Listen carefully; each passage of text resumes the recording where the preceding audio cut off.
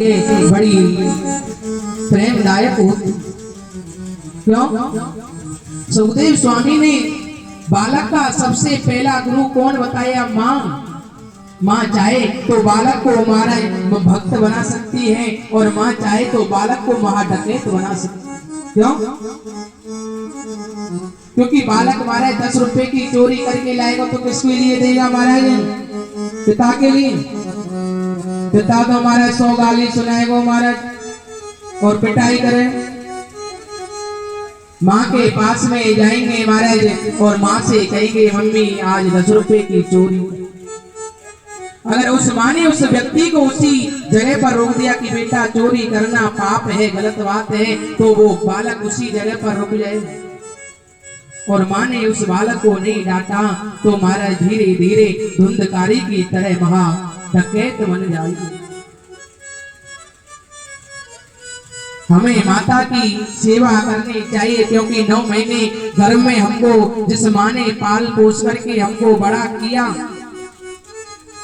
9 महीने गर्भ में रखा, उस माँ की हमें बुढ़ापे में सेवा करनी चाहिए। एक सुंदर कथा महाराज, एक बूढ़े बड़े माता पिता थे। उन बूढ़े माता पिताओं के हमारे 2 पुत्र थे। उन्होंने अपने दोनों पुत्रों को बड़े पढ़ा लिखा करके हमारा योग्य बनाया, नौकरी लगवाई। जब उनकी नौकरी लगी तो नौकरी के लिए वो विदेश चले गए।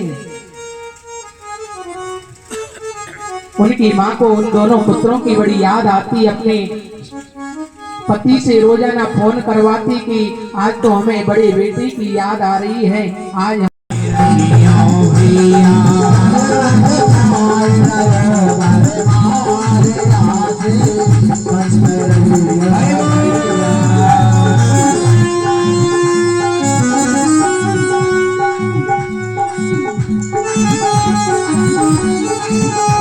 हाथ में होगी लाठी, भाई को फेरो भाई की घाटी।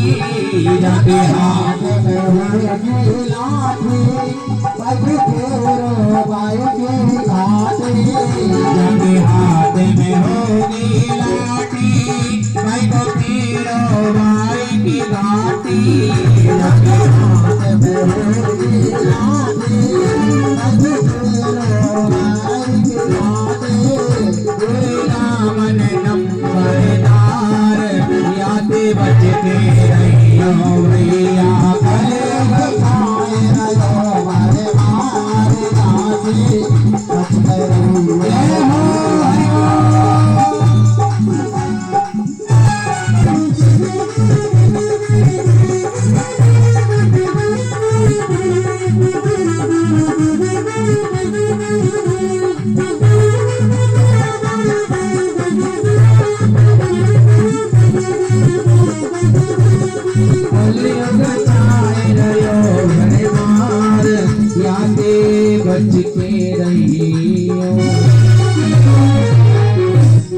बोले वृंदावन में हरि की जय हो। बहुत ही सुंदर वर्णन कर रहे हैं, माता पिताओं के बारे में बताया, औलाद के बारे में बताया। तो यहाँ एक कवि बहुत ही सुंदर बात बोल रहा है। अगर बात अच्छी लगे तो ताली तो बजा दीजिए भैया। भगवान के नाम में हमारे ताली ना बजावे बताओ। भागवत कथा में लिखा हुआ है, भगवान खुद कहते हैं कि रोजाना बार ताली बजानी चाहिए। भगवान का नाम मुख में लेना चाहिए। हमारी जो जीव है, रचना है, इस पर राम का नाम ही आना चाहिए और फालतू बात तो आनी नहीं। अरे चोरों को चांदनी की रात बुरी लगती है। चोरी करने जाएंगे तो हमारे अगर चांदनी की रात हो तो हमारे चोरी करेंगे क्या हुई? उन्हें तो बुरी लगेगी हमारे चांदनी की रात है। ऐसे ही अरे चोरों को चांदनी की रात बुरी लगती है। और दूसरी बात, बिगड़ी औलाद को हर बात बुरी लगती है।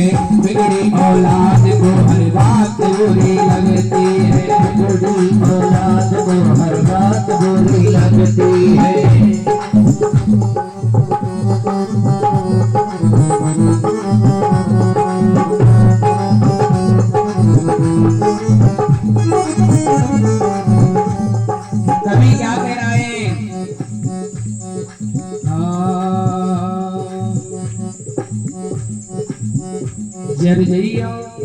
रचना के बारे में बता रहा है कवि।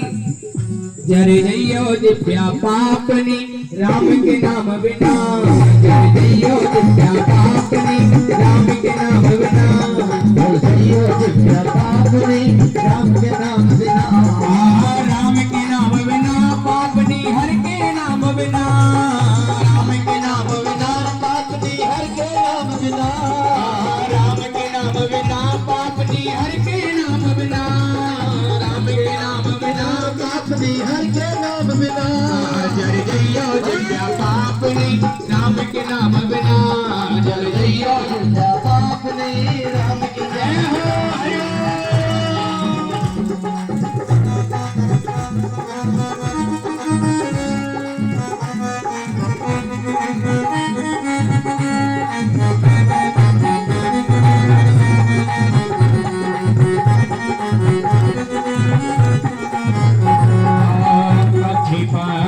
बिना बिछोड़ांक बिना निसामयंक बिना रे, पक्षी पांख बिना बिछोड़ांक बिना निसामयंक बिना रे, कमल पंख बिना गणित अंक बिना आरती शंख बिना रे, ऐसे ही ये मानव सोनो, ऐसे ही ये मानव सोनो, ऐसे ही ये मानव सोनो राम के नाम बिना रे। जर जइयो दिव्या पापनी राम के नाम बिना, जर जइयो दिव्या पापनी राम के नाम बिना,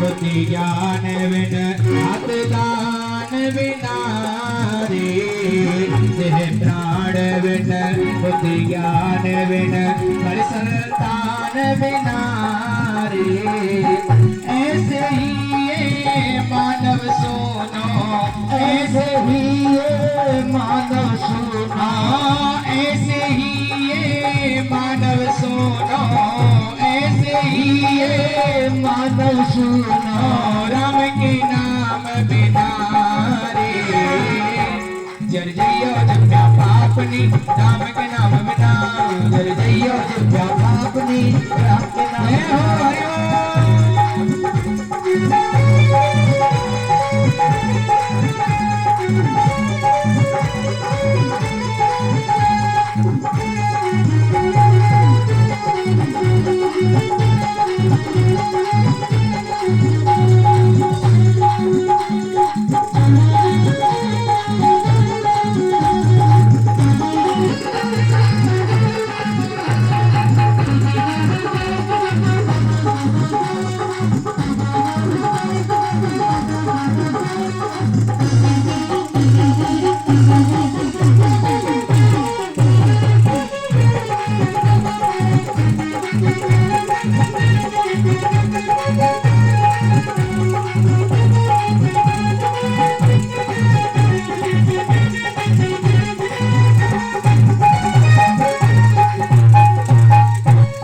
वृंदावन में हरिलाल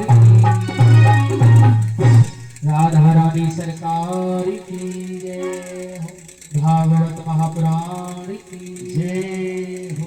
और तुम्हारे सभी अपने मन को भगवान की कथा पर लगाओगे जहाँ हमारी कथा चलती।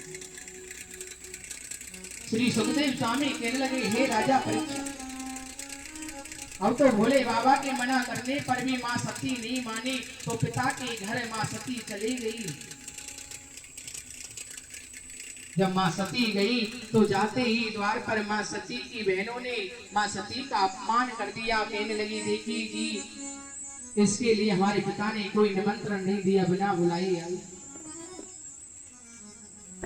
जब हमारा अपमान किया तो माँ सती की आंखों में आंसू आ गए। माँ सती की माँ कहने लगी, बेटी कोई बात नहीं, बिना बुलाए आ गई तो कोई बात नहीं। परंतु माँ सती ने क्या देखा, जब माँ सती यज्ञशाला में गई तो हमारे वहां भोले बाबा का स्थान नहीं। तो माँ सती को इतना क्रोध आया, बहुत से भक्त कहते हैं कि माँ सती अग्नि कुंड में जल करके समाप्त हुई। परंतु हमारे माँ सती को तो इतना क्रोध आया, माँ सती स्वयं ही जल करके भस्म हो गई। माता इधर जब माँ सती का मरण हुआ, भोले बाबा को मालूम पड़ी कि भैया माँ सती का मरण हो गया है। भोले बाबा हमारा तांडव करने लगे, क्रोध करने लगे। भोले बाबा ने अपनी जटाओं में से एक बाल निकाला और उस बाल को पृथ्वी पर डाला। उस बाल से हमारा एक बालक को जन्म दिया, जिस बालक का नाम हुआ वीरभद्र। वीरभद्र हाथ जोड़ करके कहने लगे, पिताजी आप बताइए हमें क्या करना है, क्या आज्ञा। भोले बाबा कहने लगे, भैया वीरभद्र, राजा दक्ष के मैं लगी हुई है कि मैं राजा, आप जाइए और राजा दक्ष के सिर को काट करके अग्नि में होम दीजिए। अब तो महाराज वीरभद्र गया, वीरभद्र ने राजा दक्ष के सिर को काट के अग्नि में जला दिया और यज्ञशाला में बैठ करके भृगु हंस रहा था, भृगु की दाढ़ी को नोच। क्यों? क्योंकि जो जीव ज्यादा मैं करता है, मैं एक विनाशकारी शब्द है, अहंकार सूचक शब्द है। क्यों? आप एक बात ध्यान कीजिए कि भगवान कृष्ण अवतार लेकर के क्यों आए? कंस का वध करने के लिए। और भगवान राम ने जन्म क्यों लिया? रावण को समाप्त करने के लिए। अब तक भगवान के 24 अवतार हो चुके, 24 अवतार नहीं हुए। अब तक भगवान के 23 अवतार हो चुके, 24वां तो घोर कलयुग में होगा, कल की अवतार है। 24वें अवतार भगवान किसको मारने के लिए आएंगे? कौन है राक्षस? ये मैं नाम का जो अहंकार है, यही राक्षस है। इसी को नाश करने के लिए, इसी का विनाश करने के लिए भगवान 24वां अवतार कल की अवतार लेकर के आएंगे। बोलिए राधे राधे। तभी तो कहते हैं कि भैया कभी भी अहंकार नहीं करना चाहिए। जिस मनुष्य के अंदर अहंकार आ गया, उस मनुष्य का जल्दी ही पतन हो जाता है। अहंकार क्यों करना? धन का अहंकार क्यों करना? मकान का अहंकार क्यों करना है? धन दौलत का अहंकार क्यों करना? पुत्र का अहंकार क्यों करना? पुत्री का अहंकार क्यों करना? ये आपके साथ थोड़ी जाने वाले हैं, सब कुछ यहीं रह जाएगा। इसीलिए अहंकार नहीं करना चाहिए। जो भगवान ने हमको दिया है, भगवान उसको लेना भी जानते हैं महाराज। इसलिए कहते हैं कि भैया जितना आप भगवान को भजोगे उतना ही कम है। अहंकार के वशीभूत होकर के भगवान को छोड़ देते हैं, भगवान का भजन नहीं करते हैं। जिस मनुष्य के पास में ज्यादा पैसा होता है, धन दौलत होती है, भला वो मंदिर जाता है? वो मंदिर नहीं जाता और भगवान का भजन भी नहीं करता, भगवान को भी याद नहीं करता। भगवान के नाम को तो क्या कहता है कि ये तो भैया पाखंड है, ढोंग है? जो जिस मनुष्य के अंदर अहंकार होता है वो बोलता है कि पाखंड ढोंग। परंतु ऐसे जीव को तो महाराज जब मालूम पड़ेगा, जब ऐसा जीव यमराज के पास में जाएगा, 28 प्रकार के नरक हैं, वो आगे आएंगे कथम। अब तो हमारे श्री सुखदेव स्वामी कहने लगे, हे राजा परीक्षित, जब वीरभद्र ने राजा दक्ष के सिर को अग्नि में डाल दिया अब राजा नहीं है तो हमारा यज्ञ कहां से होगा। अब तो महाराज सभी देवता महाराज कहां पहुंच गए, ब्रह्मा जी के पास में पहुंच गए। और अब तो ब्रह्मा जी सभी देवताओं को लेकर के भोले बाबा के पास में चले गए। भोले बाबा के महाराज क्रोध को शांत करने लगे। देवताओं की बने सुनकर के भोले बाबा का क्रोध शांत हुआ। भोले बाबा से देवता कहने लगे, स्वामी आप इस यज्ञ को संपन्न कराइए, क्योंकि यज्ञ क्या है, देवताओं का भोजन होता है यज्ञ। भोले बाबा ने देवताओं पर दया करी, कहने लगे भैया राजा दक्ष के में लगी हुई है, मैं कौन करता है बकड़ा, आप हमारा बकरे का सिर लगा दीजिए और बकरे की दाढ़ी प्रभु के लगा दीजिए और यज्ञ को संपन्न कराइए। श्री सुखदेव स्वामी कहने लगे, हे राजा परीक्षित, देवताओं ने ऐसा ही किया। राजा दक्ष के मारे बकरे का सिर लगाया, प्रभु के बकरे की दाढ़ी लगाई और प्रेम से यज्ञ को संपन्न कराया। बोले वृंदावन में हरिलाल की जय हो। अब तो महाराज श्री सुखदेव स्वामी कहने लगे, हे राजा परीक्षित, मां अनुसुईया के बारे में बताने लगे।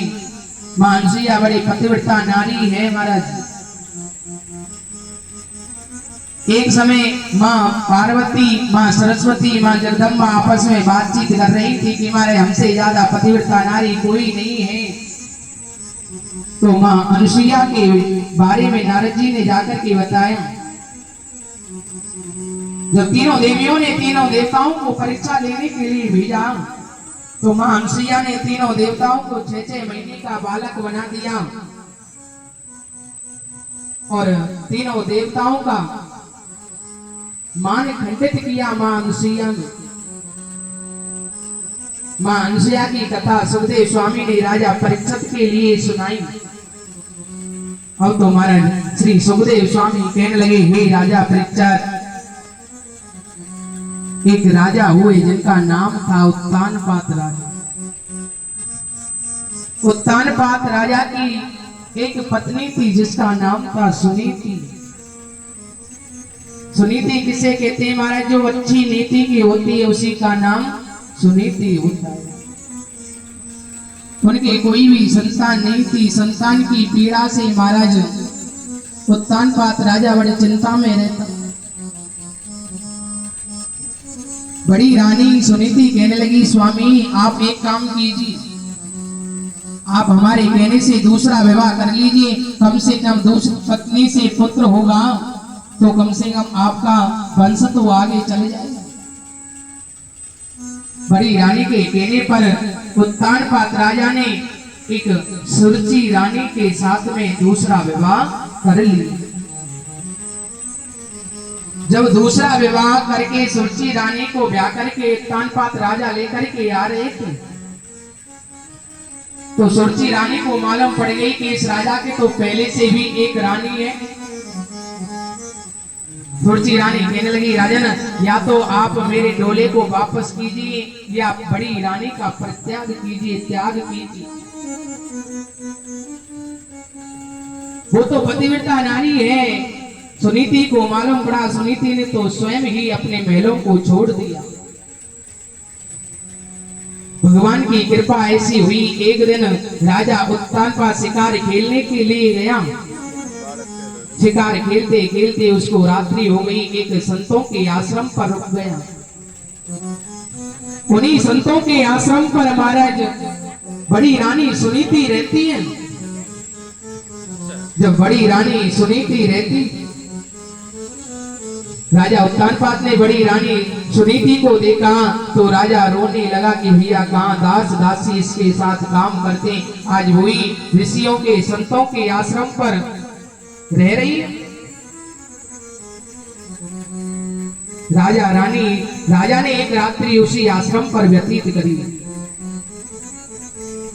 जब एक रात्रि व्यतीत की, भगवान की कृपा से रानी गर्भवती हो गई। समय निकलता गया, राजा उत्तानपाद को मालूम पड़ा कि मेरी बड़ी रानी भी गर्भवती, इधर छोटी रानी भी गर्भवती। राजा उत्तानपाद छोटी रानी सुरची से कहने लगा कि रानी, अगर आपकी आज्ञा हो जाए तो बड़ी रानी भी इस समय गर्भवती है, मैं भी उसको महलों में ले आऊं। सुरची रानी कहने लगी, स्वामी ले तो आई, परंतु उसका रहना सहना अलग कर दो। भगवान की कृपा से बड़ी रानी ने एक पुत्र को जन्म दिया, छोटी रानी ने भी पुत्र का जन्म दिया। बड़ी रानी से ध्रुव जी महाराज का जन्म हुआ और छोटी रानी से महाराज उत्तम कुमार का जन्म हुआ। ये ध्रुव जी कौन है? जो तारों में सबसे ज्यादा चमकते हैं वही ध्रुव जी महाराज हैं। ध्रुव जी महाराज ने कितने वर्ष तक राज्य किया? 36,000 वर्षों तक राज्य किया ध्रुव भगवान ने। अब तो महाराज श्री सुखदेव स्वामी कहने लगे, हे राजा परीक्षित, एक समय राजा उत्तानपाद ने सभा लगा रखी थी।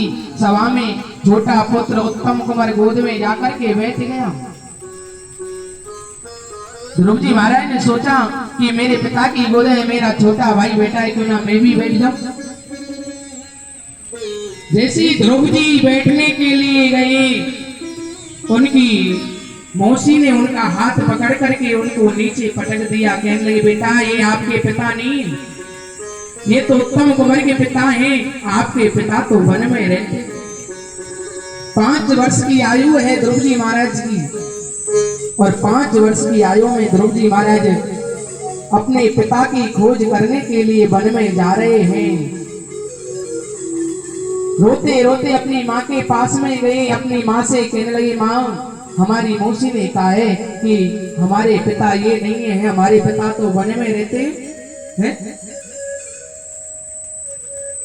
परंतु वो तो अच्छी नीति की रानी थी। वो कहने लगी, बेटा जो तुम्हारी मौसी ने कहा है वो सत्य कहा है।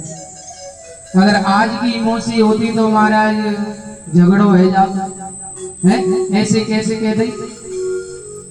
परंतु रोते रोते 5 वर्ष के ध्रुव जी महाराज अब तो रात्रि के समय अपनी माँ के पास रो रहे। अरे रोए रोए कहे ध्रुव महाराज, मैया में मौसी ने मारो। रोए रोए कहे ध्रुव महाराज, मैया में मौसी ने मारो। ध्रुव महाराज, मैया में मौसी ने मारो।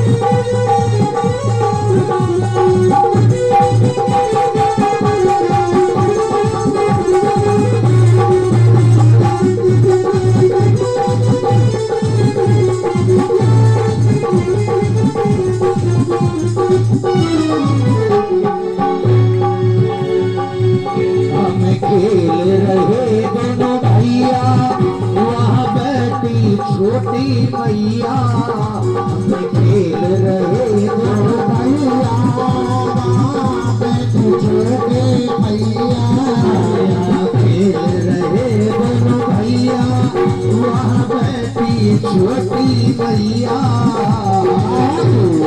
रहे दो भैया, बैठी छोटे मैया।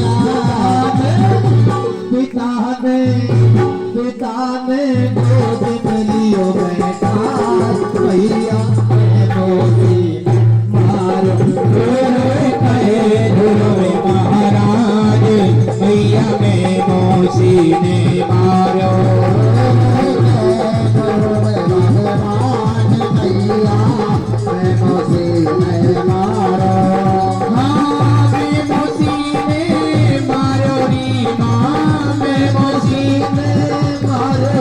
Bye.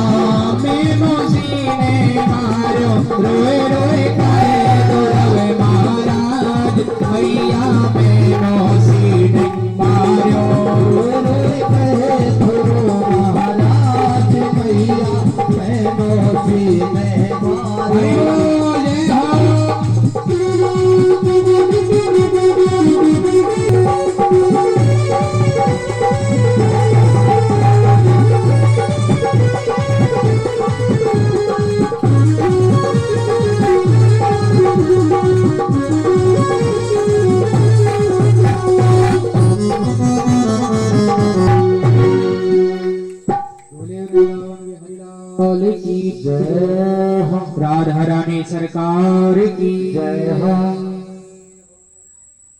एक बार ध्यान दें, जो पावन अवसर पर बैठे हैं इसमें एक नजर सहयोग राशि पर।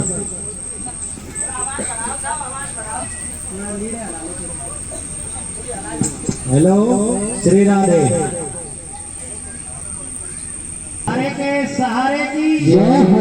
श्री श्याम प्यारे की जय हो। लक्ष्य दातार की जय हो। शीश के दानी की जय हो।